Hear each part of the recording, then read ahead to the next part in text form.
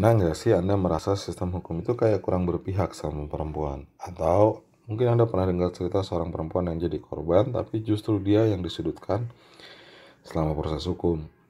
Cerita-cerita kayak gitu bukan cuma isapan jempol ya, dan faktanya selama bertahun-tahun banyak perempuan yang berhadapan hukum harus jalan sendiri dalam sistem yang kadang nggak sepenuhnya bisa mereka pahami.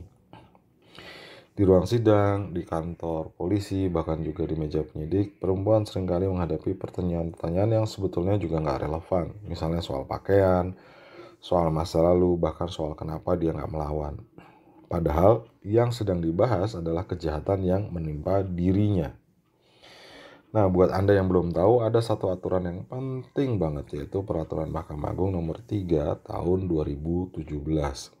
Ini bukan sekedar dokumen teknis, ini adalah pedoman penting yang bikin sistem peradilan kita akan lebih sensitif gender, alias lebih peka dan adil buat si perempuan.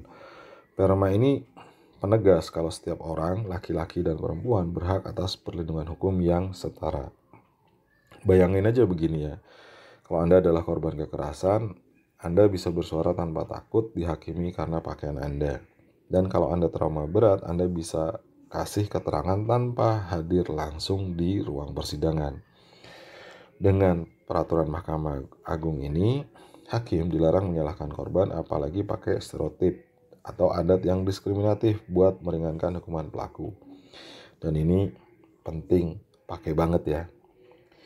Karena bagaimanapun juga Indonesia sudah jadi bagian dari Konvensi CEDAW. Kita juga ratifikasi ICCPR, dua perjanjian internasional yang menekankan keadilan dan kesetaraan. Dan peraturan Mahkamah Agung ini adalah implementasi nyata dari komitmen tersebut. Jadi bukan cuma janji, ini pedoman yang wajib diikuti oleh hakim dan semua pihak yang terlibat dalam proses hukum, khususnya di persidangan.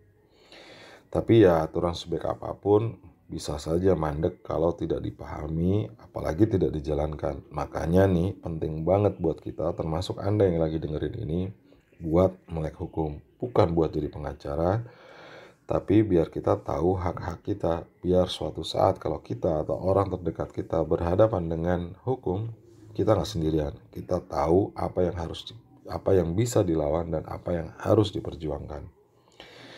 Kalau Anda merasa topik ini penting, jangan berhenti di Kanda. Sebarkan, ceritakan, dan jangan lupa ikuti terus nih podcast di Kaira Law Center buat obrolan-obrolan santai seputar hukum yang mungkin relevan buat hidup Anda. Jangan lupa subscribe channel ini dan kunjungi website kami di lawcenter.id, karena paham hukum itu bukan soal jadi pintar saja, tapi soal jadi kuat dan tahu caranya melindungi diri.